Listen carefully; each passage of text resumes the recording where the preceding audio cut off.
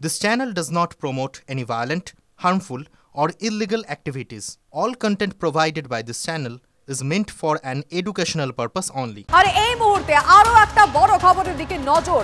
আইসি গুলিবিদ্ধ, এর পিছনে একটার পর একটা কারণ সামনে এসেছে। বান্ধবীর সঙ্গে বচসার জেরে এই গুলিবিদ্ধ চণ্ডীতলা থানার আইসি। রহস্যময়ী মহিলা আসলে আইসি জয়ন্ত পালের বান্ধবী বলেই কিন্তু জানা যাচ্ছে।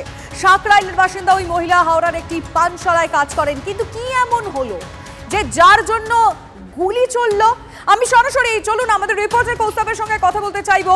কৌস্তবের সাথে কথা বলে এই বিষয়ে আরো ডিটেল আপনাদের জানাবো। কৌস্তব, কি এমন ঘটেছিল বান্ধবীর সঙ্গে যে গুলি চললো এবং গুলিটা কে চালিয়েছিল? মানে এটা কি ইন্টেনশনালি নাকি এটা দুর্ঘটনা? একের পর এক তথ্য উঠে আসছে এবং গতকাল রাত্রের ঘটনা। চণ্ডীতলা থানার আইসি জয়ন্ত পাল তিনি গুলিবিদ্ধ হন। হাওড়ার ঘোষপাড়া যে পেট্রোল পাম্প রয়েছে সেই পেট্রোল পাম্পের সামনে গুলিবিদ্ধ হন এবং সিসিটিভি ফুটেজে একটা ছবি, সেই ছবিটা দেখা যাচ্ছে যে একটা সাদা গাড়ি রয়েছে, সেই সাদা গাড়ির সামনে লুটিয়ে পড়তে দেখা যায় চণ্ডীতলা থানার আইসি জয়ন্ত পালকে এবং হাওড়ার একটি বেসরকারি হাসপাতালে তাকে ভর্তি করা হয়েছে। কিন্তু কিভাবে তিনি এইখানে এলেন এবং তার সঙ্গে একজন মহিলা ছিলেন এবং সেই মহিলাকে ইতিমধ্যেই কিন্তু যে স্থানীয় পুলিশ আধিকারিকরা রয়েছেন তাকে জিজ্ঞাসা করছেন। তার নাম ইতু দাম, তিনি হাওড়ারই একটি পানশালায় কাজ করেন এবং তার ফ্লোর নেম টিনা। তার ঘনিষ্ঠ বান্ধবী বলেই এমনটাই সূত্রের খবর। যে পুলিশ আধিকারিক রয়েছেন, আইসি যে রয়েছেন জয়ন্ত পাল, তার ঘনিষ্ঠ বান্ধবী। এবং যেমনটাই জানা যাচ্ছে যে তারা একটা শপিং মলে যান এবং কেনাকাটা করেন এবং 28 থেকে 30 হাজার টাকার জিনিস কেনাকাটা করেন এবং সেটা নিয়েই কিন্তু বচসা এবং তারপরে কিন্তু একটা হাতাহাতির মতো পর্যায়ে তৈরি হয় এবং সেখান থেকেই গুলি চলে। কিন্তু এখানে অনেকগুলো বিষয় উঠে আসছে।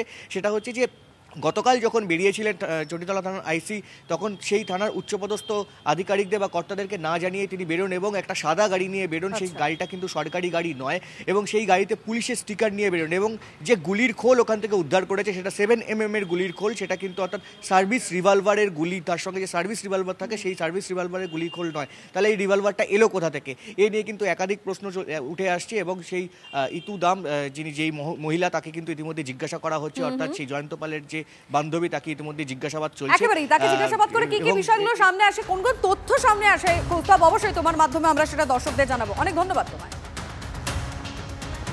রক্ত ভর্তি ছিল, ওই জন্য গায়ে হাত পায়ে জল ঢাললাম, ঢেলে বললাম যে চলে যাও হসপিটালে নিয়ে চলে যাও। বললো কোথায় নিয়ে যাবো? বললো হাওড়াতে নিয়ে চলে যাও। বলছে হাওড়াতে নিয়ে গেলে কেস হয়ে যাবে, প্রাইভেটে নিয়ে চলে যাবে। একটা মেয়ে ছিল, 3টে ছেলে ছিল। গুলি কার লেগেছিল? যে পুলিশওয়ালা যে আইডি কার্ড দেখিয়েছিল পুলিশের, তারই লেগেছিল।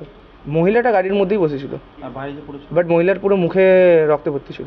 গুলিটা কে করেছে, আদৌ গুলি চলেছে কিনা সেটাও বলতে পারছি না, সেটা জানিও না। জাস্ট কথায় কথায় এসছে যে গুলি চলেছে। উনি বললেন আমি পুলিশে আছি, ম্যাটারটাকে বেশি বড় করো না, ছেড়ে দাও, তোমরা চলে যাও, আমরা বুঝে নিচ্ছি।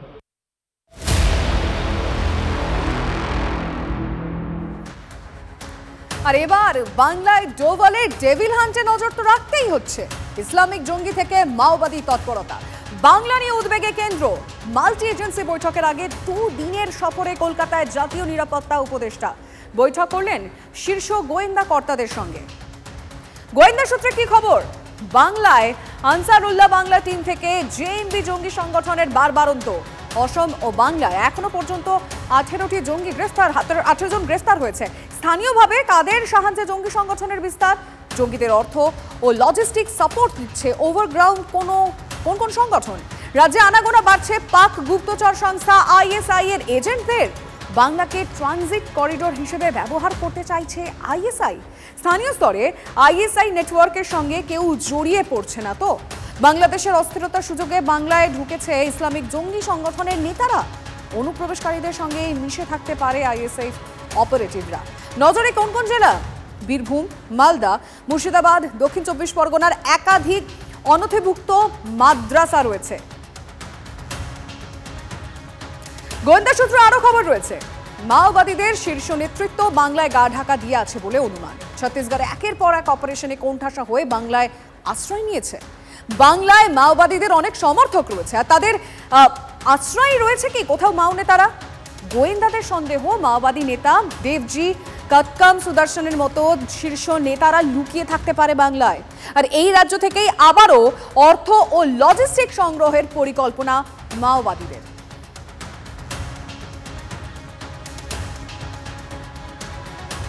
ইতিমধ্যে এই বিষয় নিয়ে গোয়েন্দারা যেমন চর্চায় রয়েছেন, রাজনৈতিক মহলেও কিন্তু আলোচনা শুরু হয়েছে। কে কি বলেছেন একবার শুনবো।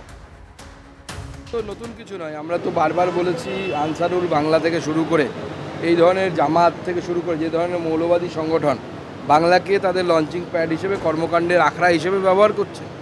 এখন এর সাথে যদি মাওবাদীরা যুক্ত হয়ে যায় তাহলে একদিকে উগ্র ইসলামিক জঙ্গি গোষ্ঠী এবং তার সাথে মাওবাদী, এই দুয়ে মিলে যে মিশেল তৈরি হবে তা ভারতবর্ষের জন্য অত্যন্ত ভয়ঙ্কর হবে বলে আমার মনে হয়, এবং সেটা পশ্চিমবঙ্গের হিন্দু জনগণের জন্য, হিন্দুদের জন্য অত্যন্ত ভয়ঙ্কর দিন আসতে চলেছে যদি এটা সত্যি হয়। কয়েক বছর ধরে আমরা দেখতে পাচ্ছি সীমান্তবর্তী রাজ্যগুলো, আমাদের এখানে বাংলা হতে পারে, ওদিকে আসাম হতে পারে, এই ধরনের রাজ্যগুলোতে অনুপ্রবেশ বেড়েছে। বেশ কতগুলো রাজ্যে তারা স্লিপার সেল চালাচ্ছে। আমরা 100 বার মনে করি যে রাজনৈতিক দলগুলোর তাদের মধ্যে যাই মতান্তর থাক না কেন, জাতীয় নিরাপত্তার প্রশ্নে, জাতীয় সুরক্ষার প্রশ্নে প্রতিটা সরকারে, সেটা বাংলায় তৃণমূলের সরকারের অধীনস্থ নিরাপত্তা বা গোয়েন্দা বিভাগ হতে পারে, প্রত্যেকের একে অপরকে সহযোগিতা করে ভারতকে এই বিপদ থেকে মুক্ত করার কাজ করা উচিত। টিভি9 বাংলার খবরের জের অবশেষে অবনীন্দ্রনাথ ঠাকুরের বাড়ি ভাঙার কাজ বন্ধ করল বোলপুর পুরসভা। শান্তিনিকেতনের অবনপল্লীতে রয়েছে আবাস নামের বাড়িটি। দিন কয়েক আগে শুরু হয় ঐতিহ্যবাহী এই ভবনটি ভাঙার কাজ। অভিযোগ, আবাসন তৈরির জন্য ভাঙা হচ্ছিল বাড়িটি। সংবাদ মাধ্যমে সেই খবর সম্প্রচার হতেই নড়ে চড়ে বসল বোলপুর পুরসভা।